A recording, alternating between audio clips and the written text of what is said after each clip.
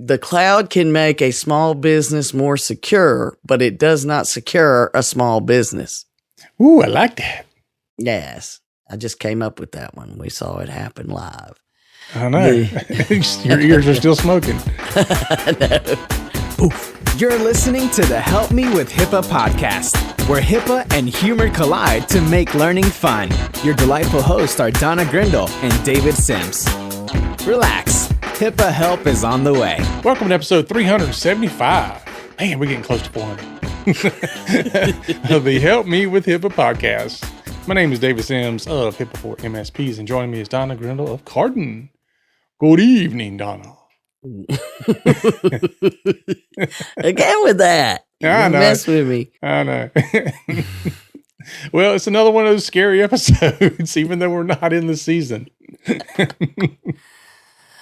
It feels like we could make all episodes scary if we wanted to.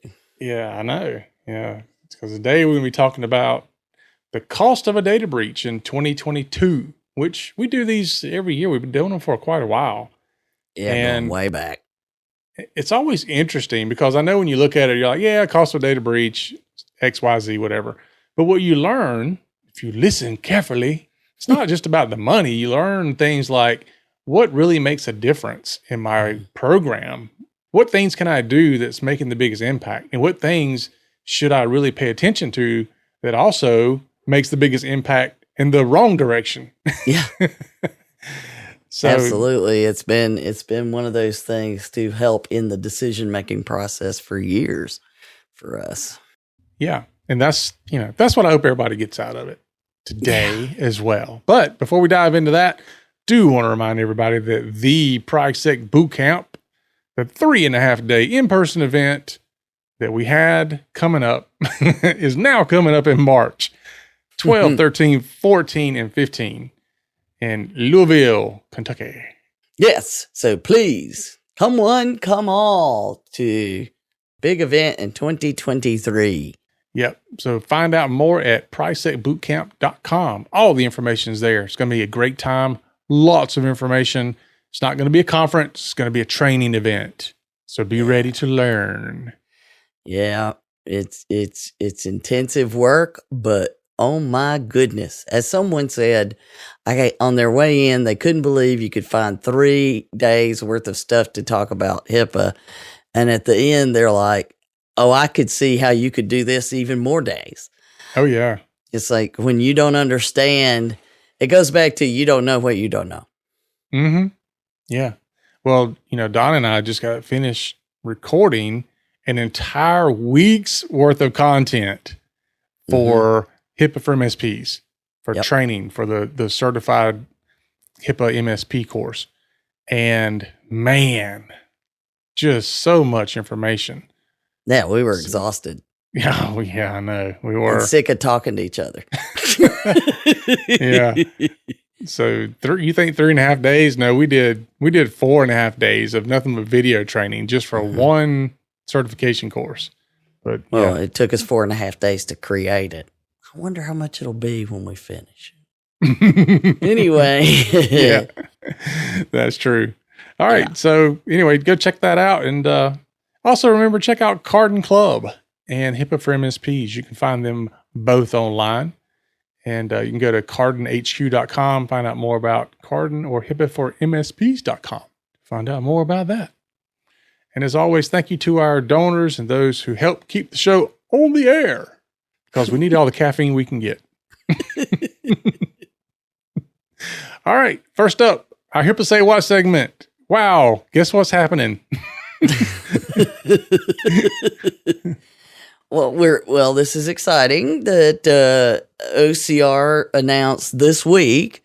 They did their official press release that Melanie Fontes Rainier, I don't know how to pronounce it. Hadn't heard her say it yet. Yeah, I'm saying Rainer. Okay. Well, yeah, we'll see. She's Latina, so. Next time y'all hire people, though, for OCR, give them a name that's easy. For the past 2 or 3 people, we having to stumble over the names. or give us the pronunciation like they do sportscasters, where they give them the pronunciations. Yeah. But I have noticed that they all use like all three names. Well, that's how you know who they are. Oh, is that how it is? Mm-hmm. You can't hide. We have all your names. So, good news is the Post didn't go with an acting director for months and months and months where we couldn't move forward, which was a concern. And she was acting director and now has taken over as the official director of Office for Civil Rights. And hopefully that means some of this stuff will start moving forward that we really need to get done. Guidance on recognized security practices, where we're going with from last year, the NPRM about privacy rule changes that have been hanging out there for a while because there's all this back and forth discussion on it. And we've got comments that have been submitted. We're working on a new security guide. So there's a lot going on, plus all of the investigations, plus. Mm-hmm. So it's good news that the HIPAA police did not go without a leader for an extended period of time. And congratulations to the new director. We're looking forward to hearing from you. Yeah. And I see the picture of her, in the announcement. And Melanie looks like she don't take no crap. No. She's like, look, get this done. I got stuff to do. I know. So looking forward to hearing more from her. Yep. All right. That leads us to our 405D tip of the week. Yes. The new 405D newsletter. That if you're not signed up to receive it automatically in your email, you can go to 405d.hhs.gov and sign up for the mailing list. But it was released the September 2022 volume of the 405D Post. And it has some interesting articles, legal words. I know, right? My brain just shot down the words. Legal implications of a cyber attack, which is a very good article. And then it does bring up, hey, did you know that there's cybersecurity policies for small healthcare organizations? There's some example policies in the Hiccup resources. It does take you through a couple of other articles and things that came up, but those are the top two. First ones you'll see. So go check it out. There's a link in the show notes, as well as you can get to it on the website, but it's way easier to get it in our show notes at helpmewithhippa.com. Tenfold. Okay. Back though. All righty. Now let's talk about the cost of data breach in 2022. Yes. We never nobody likes to talk about cost. But yeah, no. And everything's going up, including this. Yeah, well, this going up is not news. Yeah. It's been on a consistent little march. Except I was looking at the charts and there was a tiny drop in 2020. And really, it's an anomaly because 2020, anything you see, unless it was specifically about crap that was going on in 2020, it doesn't count. It doesn't count. We threw out all our business plans. We threw out everything in 2020. Yeah, well, the reason why the cost of a data breach went down is because people weren't looking for data breaches in 2020.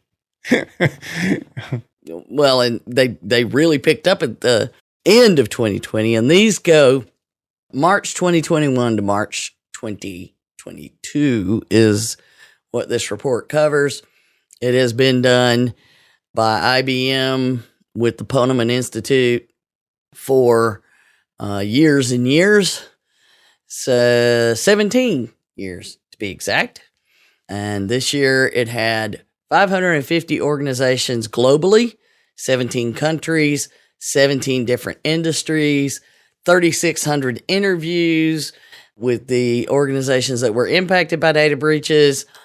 And they do make a note that this study looked at breaches primarily sized between 2,200 and 102,000 records. Don't say these numbers have to all reflect big industry. Mm-hmm. Those are breaches well within what we would normally see in small and medium healthcare too. So it's not just big. As always, we try to make sure we're bringing that up. Keep that in mind. So let's take a look and see what we learned. Yeah, it went up again. Okay, well, we're done, and that was to be predicted. Yeah. Just the increase, well, from 2020 to 2022, a 12.7% increase. Mm-hmm. Yeah. And it's just been on a steady lift.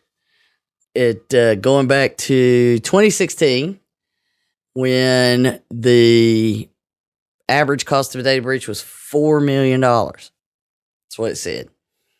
If you look at the chart, right around 4, and now it's at 4.35. Zoom. Yeah, pretty good raise there. Yeah. But the cost per record, again, getting back to the size of these data breaches, the cost per record went from 158 to 164, 2016 to 2022. So there's a 6-year span. And, it did go up, but considering how these things occur, it could have been worse, I guess we'll go with. Yeah. But in a minute, it will sound a lot worse. Thanks for that encouragement there. And of course, worldwide. So the average worldwide, $4.35 million and $164 per record. That's worldwide. Yeah. So here's the thing to think about, though. When you look at these numbers, we talked about this before with some other stuff, is that, if I'm a small business and I'm like, okay, I'm doing, let's just say I'm doing $1 million a year. I'm looking at 4-point-something million and I'm thinking, I don't have that kind of money. I'm probably not going to have that kind of fee or breach cost.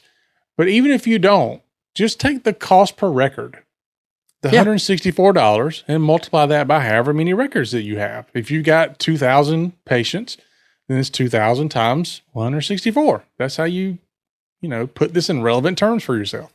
Exactly. And keep that in mind that's global across everything. Mm-hmm. And a lot of people say, oh, that number's too high. Okay. What number would you be happy with? $1. Pick any number that is in here. But in the United States, especially, we should be paying attention to these numbers because the U.S., we're number one. Yeah. Well, even if you go, okay, let's take the lowest number that it's been in the past 5 years. Yep. Okay. Take that one. It's still $141 a record. Yep. And that's what I tell folks. Go pick a number. Say it's $100 a record. Then you can feel like you've made a stand. Yeah. It's still something that you should evaluate because it really does make a difference in that, assisting you in making business risk management decisions, because then it's just putting numbers on it. It's numbers, make a decision. But wait, the U.S. one, let's don't skip it. I almost went on without it. 12 years in a row, the U.S. had the highest average. So for 5 years before that, maybe somebody else was battling for the lead. I didn't go back and look.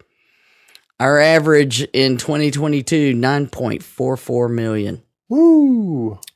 So the U.S. is bringing that average number globally way up. Yeah. 12 years in a row, we rocking it. Yeah. And not to be outdone, healthcare also number 1, 12 years in a row, top industry. Yay. What are you going to do? Well, first, around the world, if it's part of critical infrastructure organizations, and we talked before about everybody's having to worry about their power grid and, the water supply, all of these other things. So healthcare, public health, one of the critical infrastructures, just globally, if you're in a critical infrastructure, it's more expensive by $1 million. So you're already at 4.82 globally. So, but 12 years in a row, healthcare, number 1. tapping it out. But I mean, wow. Is it way, like you look at the bar charts and there's healthcare and then a whole bunch of blank space before you get to financial and the others. Yeah. Yeah. There's a big distance between number 1 and number 2. Yeah. 10.10 10.10 million. And then the next one after that's 5.97. Yeah. It drops almost in half. So it is, again, healthcare is data rich. Mm-hmm. Very much so. And there is a lot that can be impacted in so many different ways. And because they've been doing this so long, they introduced, I think it was a couple of years ago, where they started to study the long tail. Yeah. Is your tail long? It is about this time of day. I know. Well, we have interesting squirrels that live in our yard, and we have one that's called long-tail squirrel. It's the longest tail I've ever seen on a squirrel. It goes all the way up in the air, touches the ground, lays back down. Then we have gangster squirrel with a short tail, but we're talking about long-tail squirrel right now. Okay, so what they're doing is looking at what is the cost long-term at 2 years out, and they really are trying to evaluate where that cost, where you can say the cost is over. But then they took it and broke it down further and said, okay, let's look at high data protection regulatory environments such as healthcare, financial, energy, pharmaceuticals, and education, because they tend to see cost accrue in later years. Those are the long tail ones. And they went way out. I thought it was really interesting studying this chart. I saw a lot of things in here that really made me want to, do a deeper dive on the raw data. But what they found was 24% of the cost to high regulated industries went out greater than 2 years. And to me, I don't know about you, but I'm thinking we're talking penalties, fines, corrective action plans, all of those kind of things, legal lawsuits, all of that's hitting them. Yeah. Wow. Almost a quarter of it goes longer than 2 years. Right. But prior to that, the low regulated industries are well above average in their costs being in the first 9 months. Huh. All of their costs are like crammed into the first 9 months, whereas it's not that expensive at the beginning for regulated industries. Their costs in the beginning are less than average. For the first year, their costs are pretty much less than average.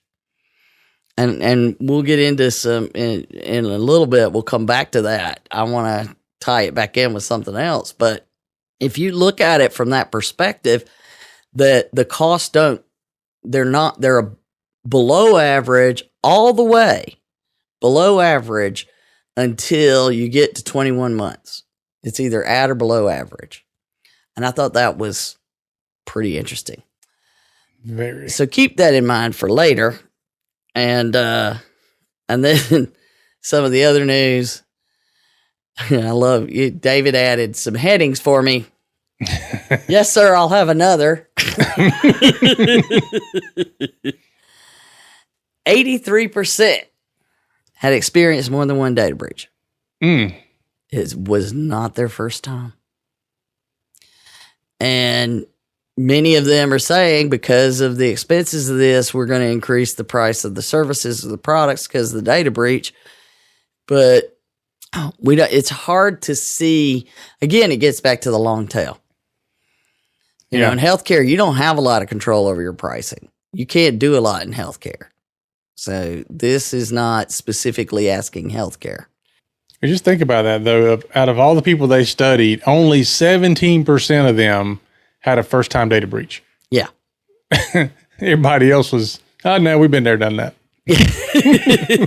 Again and again. Which then you got to wonder, but that'll be a whole rabbit hole we would go down. Yeah, it will. But it does, every year it also looks at, how much of an impact certain things are and the cost factors. And they've added a few things this year to evaluate the cost factors. And, they look at how long did it take to identify and contain the breach. Anything that improves that, because we're looking at huge numbers. Yeah. If you are using the AI and the detection automation, all the cutting edge stuff where it's looking at behavioral, it cut 29 days off of the detection time. Nice. I think at some point that number is going to get more as it's deployed and fine tuned more. I would hope that increases, because if not, the cost is going to start becoming questionable. But it's great news that it cut it substantially. Mm-hmm. Because what was the one that we saw? It was 87 days or something to recover. And so it creates a little bit of good news if we're going to continue to follow these XDR, EDR, ABC, which you want to go into that just a little bit to make sure everybody understands what we're talking about there? Yeah. I mean, so XDR is extended detection and response. And, it's one of those things where you're not just catching things and seeing what they are, but you're responding to them. And most of the responses are automated. So it's AI driven. And so you're having something that's constantly monitoring typically your endpoints, and it's looking for problems, and then it's automatically triggering responses based on what's happening. It's giving you some information for some type of usually initial forensics and things like that can happen. So it's far beyond your antivirus that you know of in a system. And this is why businesses like mine, we come in and we talk about, an in-depth security or, layered approach or security stack. There's all kinds of different ways we talk about it. It all means the same. It means that we've got multiple layers of things doing multiple things all at one time. And as much as we can, we want these things to be automated, because the faster we can respond, the less damage you're going to have. And you can only do that when you have things that are automatically responding to certain indicators instead of waiting on somebody to notice the alert, then, take the alert and read it and try to figure out what it is and dig into the problem. I mean, by the time you've done all that, everything moves at the speed of light in IT. You can't take 15 minutes to figure something out. It's already too late. Yeah. Seconds. It just takes seconds. And when you reference AI, of course, you're talking about artificial intelligence, which allows it to collect the information and make its own decisions. And that's what makes it artificial intelligence. Yeah. So I thought for years I had artificial intelligence, but that meant something very different. But when you have these things deployed, I mean, they can do things like shut down traffic in certain ways. They can isolate and sandbox things. They can do a lot of really cool things depending on what you have, so that it can stop the spread automatically, and then you can figure out what's going on. Yeah, we've got one that's very cool. It actually it's a XDR AI driven, and it will recognize the ransomware. It'll basically tell the ransomware you're already here, and then it won't function. It's very cool with the things that it can do. Well, and those things matter. And starting to use those is making a difference, because we just can't keep up as humans anymore with the speed that the computers can do things, even when it's things we don't want them to do, especially when it's things we don't want them to do. So there some sort of good news. The 11% of the breaches in the study were ransomware attacks. Now, that was up, but, they're catching folks with breaches. The average cost of a ransomware attack went down.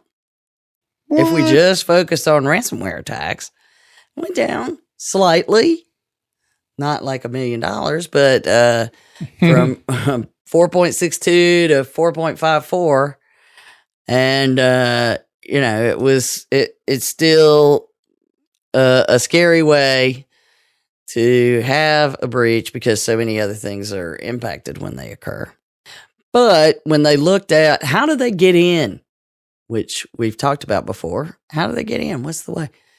Use of stolen or compromised credentials, like the number one way, not the most expensive way, but the number one way they're getting, the one that gets them in there. And it takes 243 days to identify the breach and another 84 to contain it when they're compromised.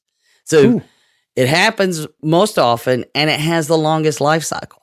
Unless your business has a CEO like mine that creates a panic about a business email compromise. You got to do that every now and then. Just make them panic. Yeah. But phishing was the second most common cause at 16%, but it was also the costliest. And what I'm not sure of is, do they count when the phishing attack is used to steal credentials, is it a credential one or is it a phishing one or is it both? And I couldn't follow that. And I wasn't going to go down the rabbit hole, even though every part of me wanted to do it. It is not clear, but it will show you that business email compromise and phishing ones cost the most. But the most frequent one is stolen or compromised credentials, but don't leave out, still in the horse race, vulnerability in third-party software. Yeah. Well, when you look at the business email compromise, phishing, and stolen or compromised credentials, it's almost like one leads to another. Yeah, they're all interconnected. That's what I'm like. I don't know how. Yeah. How do they decide which one's which? But even in the vulnerability of third-party software, I'm wondering if that has to do a lot with some of these technology attacks that we've seen through MSPs and such, because there's just been a number of those in the past year or so. Well, and the third-party thing often happens because of credentials stolen. I mean, Uber just released details where that happened to them. They got a contractor to give up, after their credentials had been stolen, they even got them to give up MFA code token. I also wonder, it says vulnerability in third-party software, but I'm wondering if it too could be a third party that caused the breach. Right. So maybe that got and they do get there's something a little further down in here. I think I put some info in on the different kinds. To trust or not to trust? That is the question. Zero trust, which is something we've brought up a few times and talked about it. It's the big thing, and zero trust means everything should be treated as malicious. Really is the best way to look at it. Everything is malicious until it's proven not. And by doing that, they do. They're not saying you're not going to have one, but it does say it's much cheaper. Yeah. Yeah. Average savings when you have a mature zero trust versus just starting on it. It's not even talking about you don't have it. It's that you started it, but it's not fully mature yet. It's not fully deployed. There was still $1 million difference between 1.5 million actually difference between the beginning and when it was mature. Nice. And not deployed at all. It's 4.15 to 5.1 difference. And I'm not sure how all of that, I didn't go down that because I had so many questions about those numbers. But we do know that zero trust limits the blast radius of an attack. Yeah. And this is not part of this conversation really, but also be aware there's also a term called zero knowledge. And so if you're looking at these, you may get confused between the two, but they're kind of different things doing, they're in the same boat, but they do something different. It's how they do it. Yeah. Yeah. So, if you've got something, for example, like our password manager. So it's got all this data in there, but the actual organization can't see the data. They have no knowledge of the data. So they don't know what's in there. They just know you're using it. Yeah. And that's what you want. When you have that type of data inside of a system, you want there to be no knowledge of that data outside of what you can get into with your credentials. There you go. But we're not talking about that. We are not. So ignore that. And I remember back in 2020, they said, well, this rush to get everybody to remote work, we know it's going to have an impact. So they were adding it as an estimate. And I want to say it was like $150,000 or something they added that they thought it would increase the cost. Or anyway, they're looking at that now. They were wrong. Yeah, wrong. It's showing that it's an average, global remote work related breaches cost on an average $600,000 more. They just missed it by a little bit. Just a little bit. That they may have been a little off. And so I thought that was worth noting. And David's point was, everybody back to the office. Yeah, there you go. There's your data to get everybody back in the office. It's not going to work. But 45% of the breaches also occurred in the cloud. You're done. Don't think that the cloud can make a small business more secure, but it does not secure a small business. Ooh, I like that. Yes. I just came up with that one. We saw it happen live. I know. Your ears are still smoking. I know. Poof. But, it goes through and if you're remotely interested in being able to use these stats for your own presentations or reporting, it's definitely worth going and downloading it and having the actual reference, because it does give you a lot of details on how they define things. But hybrid cloud, private cloud, public cloud, there's a lot in there when they're breaking it down. The biggest part, though, is things we really have always said. This changed how we looked at incident response years ago. It is always in the top. Always. Yep. And having an incident response plan, find this interesting. Nearly 3/4 in the study said they had an IR plan. I'm wondering if the IR plan is to call IT. 63% said that they regularly tested the plan. Okay. If you have a team and a plan that is regularly tested, it's a significant cost savings. Well, go back to what we were just reviewing about how it's so much cheaper on those regulated entities in the beginning. Mm-hmm. They're below what it's costing everybody else. The regulated entities are required to have a plan, almost all of them. So if you look at, I want to know those long-term costs. They've all got to do with compliance failures and lawsuits and all kinds of other things. They have to. And if I am well-regulated, have the plan, and have my compliance ducks in a row, does that reduce that far in, that quarter of the expense out at the end? Because I know if I can reduce it in the first 12 months, I'm well ahead of the pack. Yep. So it's definitely one where just having the team makes a difference. If you have the team and you tested the team, it's even better. But if you don't have a team and you've never tried anything, you got no team, no plan, no nothing, it's substantially worse. Oh, yeah. I mean, we're talking about just having the team. You form the team. You haven't done extensive testing. You just form the team.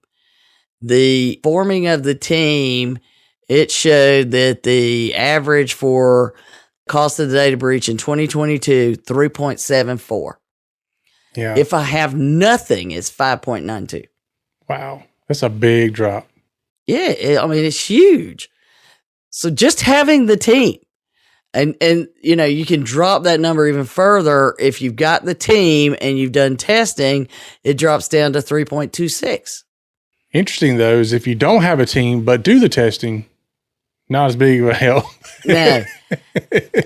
I'm not quite sure what the point with that be. Yeah, I know. That's what I was looking at. It's like, okay, we don't have anybody responsible for it, but we're going to do it anyway. Yeah, I'm not quite sure how you do that. But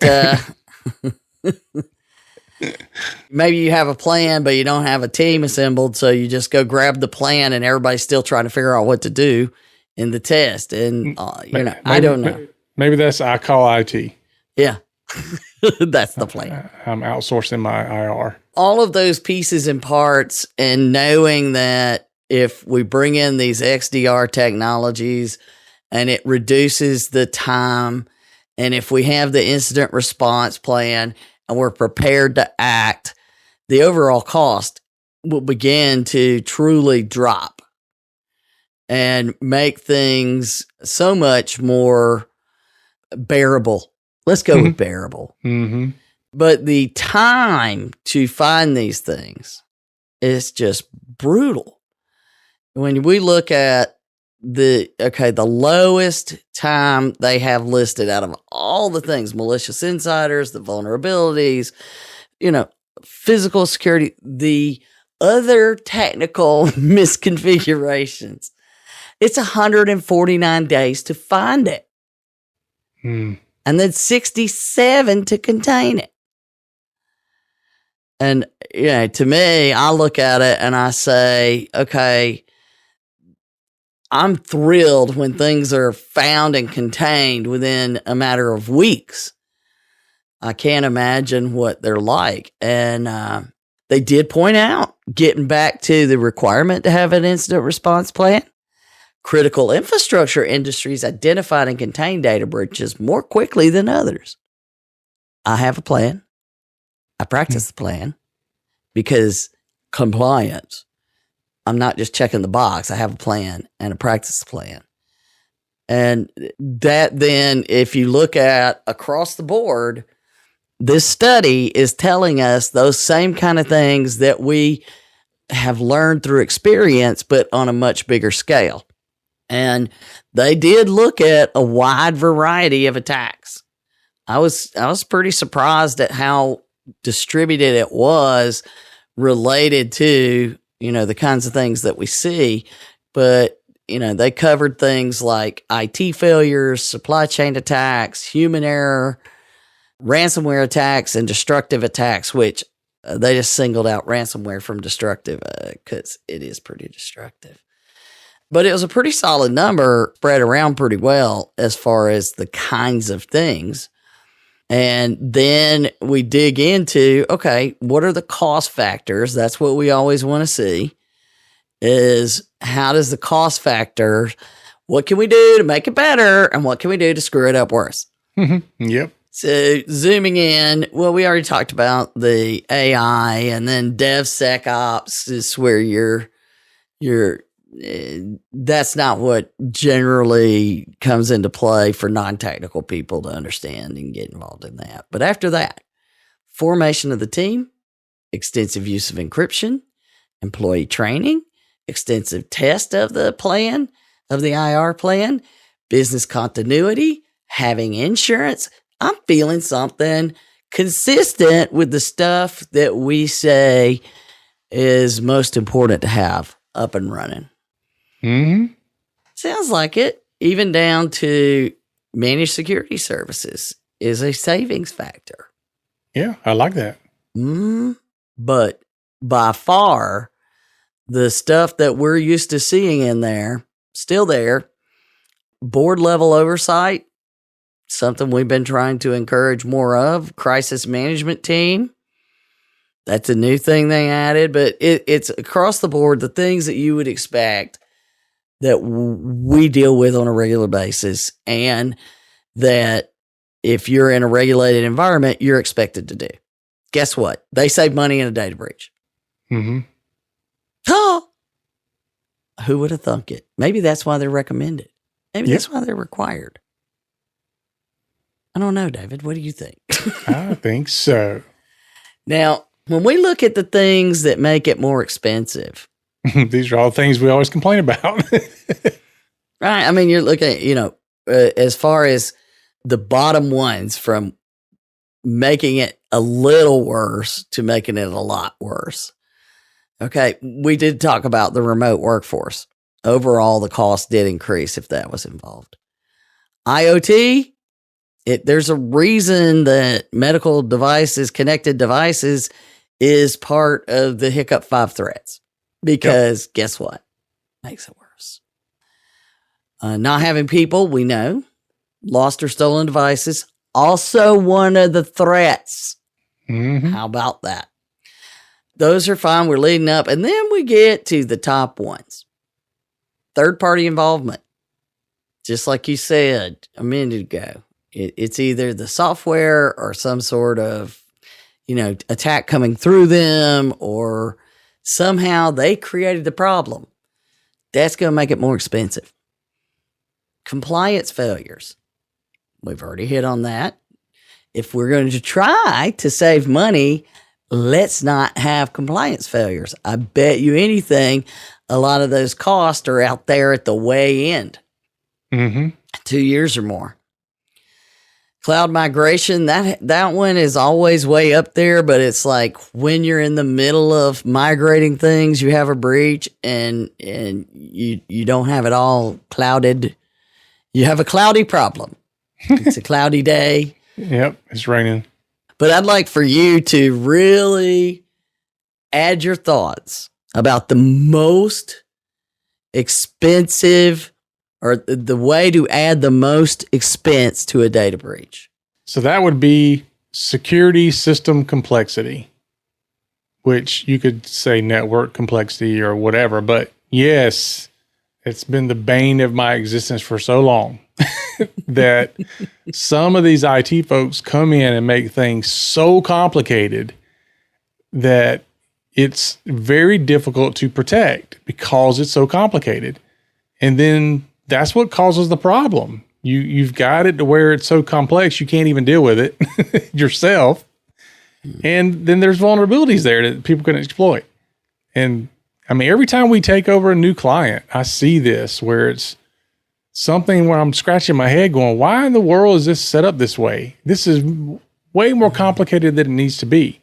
And I think some of it is because you got IT folks that are leaving, big corporate world and coming into the, I can do it myself and I'll do it for small companies, and they don't know how to handle small companies. They do it the way they know how to do it. Right. And so there's a lot of complexity there. Other ways, and I know this happens, I don't know that it's as bad as it used to be, but some IT firms would on purpose make things complex so that no other IT firm can come in and take their job. I mean, because nobody could manage it. It was so crazy that they, it was kind of like the way they would ensure the client would keep them. Because somebody else would come in and I'd have to say, okay, we got to replace everything because this is just, I can't do this. And nothing's documented and nothing's trained. Nobody's trained on it. And sometimes it's just patty cake together because they didn't know no better. Yeah. Yep. Or you got somebody who, they love the open source stuff and they grab it and use it. And I like to tell people that I had a firm one time, everything they had was open source, and it was a small construction company. And they were like, yeah, but we don't have to pay for this stuff. And I was like, no, you pay for it. You're just not paying for it in software cost. You're paying for it in management and upkeep and all this other stuff, the time it takes. I mean, it was funny because I had the owner of the company, I said, pull me a report of your on-site IT person. Pull me a report of what they do in a 40-hour work week. And 20 hours was spent managing the complexity they created. Yeah. I said, so you're only getting 20 hours worth of work out of him. The rest of the time, he's trying to manage all this complexity he created using free stuff. So it's not so free anymore, is it? No. Surely he agreed with you. Oh, yeah. But that's exactly, so the same 20 hours a week maintaining it, it's that much harder to find something when it happens and to patch things adequately and keep things fully secured, because one little tweak and nothing is working right. Yep. So I that thing has been creeping up in the thing that adds the most cost for some time now. And as we've watched other things fall out of the way, that one just keeps getting worse. Now, it'll be interesting to see if it starts getting some attention to take things, a little different. But I did also like to see, because we've always said, okay, these things can inform us on the work that we have planned. Do we have actual statistics and information that tells us these are the right things to do? Well, right there, we learned, if you're making it more complicated, it's not going to make it better. Mm-hmm. Take away complication and add to incident response, just right there. But this year, they added in looking at the risk quantification. Ooh, I had to concentrate on that. So that they're literally saying, and when I read this, I'm like, why didn't they just say risk analysis, risk assessment, and risk management plan? I guess they expect people don't know this. But they did say that using risk quantification techniques versus those that don't, it did give you a substantial savings of $2.1 million on average. Wow. Yeah. And the thing is that, again, it gets back to the regulated entities. I seriously would like to know those long tail costs. Where are they? Because regulated industries are the ones that are going to have an incident response plan. They're going to do, most of them are required to be a risk-based program. Mm-hmm. Now, we talk about people that choose to have a compliance-based program for HIPAA instead of a risk-based program. Because HIPAA is supposed to be a risk-based, but you can't get people to understand that if all they're worried about is, do I have the paperwork to check the box for compliance? Yep. So for the most part, you're supposed to be doing risk management. But many people, they run a report. I'm done. Yep. So you need to start looking at the RQT. RQT. Yeah. The risk quantification techniques.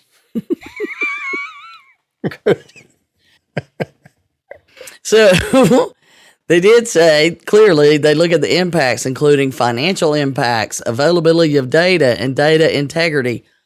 Confidentiality, integrity, availability. That sounds familiar. It does, doesn't it? You can highlight financial losses types by impact, including the following examples: loss of productivity, cost of response and recovery, reputation impact, and then fines and judgments. No. But they do make a point of saying that CISOs, risk managers, and security teams can use benchmark research like cost of data breach report to infer, not imply. I love how it goes through that. Anyway, this whole nother rabbit hole. Dang, I'm going over rabbit holes pretty quick today. Infer general trends and cost averages in their industry or geography. However, using data specific to the organization rather than industry averages can clarify potential security gaps and how to reduce overall risk by quantifying security risk into financial terms. Hello. We try to do that with what we do. It's hard to put a dollar amount on it because we're actually talking about patients' lives, but they do point out the impact is substantial. The changes in the average costs, if you're not prioritizing, so the average is 4.35. If you use no risk quantification, which means you're likely one of the low end regulations, if you're not doing it, you don't have a lot of regulations, 5.4. But if you are prioritizing based on RQT, as David says, is 3.3. So it either goes up by $1 million or down by $1 million. Yeah. And pocket change. So what we've learned here is if you follow HIPAA, you're probably going to be much better off if you do things the right way, like what we'll teach at the Price Tag Bootcamp in March in Louisville, Kentucky at pricetagbootcamp.com. Man, way to bring it around. Thank you. Thank you very much. Put a bow on that one. All right, folks, that is our show for today. Thanks for listening. Remember to follow us and share us out, but just don't follow us too closely. Make sure you rate us on your podcasting app. Give us a review. We love it. We love when you spread the word. Mm-hmm. And remember, for Donna and myself, the HIPAA is not about compliance. It's about patient care. You've been listening to the Help Me with HIPAA podcast, hosted by Donna Grindle and David Sims. The show created to help you with HIPAA. For more information or to ask us a question, visit our website at helpmewithhipaa.com. Neither Donna Grindle or David Sims are attorneys, and they do not offer binding legal advice concerning regulatory compliance. The information in this podcast should not be relied upon or construed as legal advice in any way. Consult your attorney for legal advice concerning compliance with HIPAA regulations.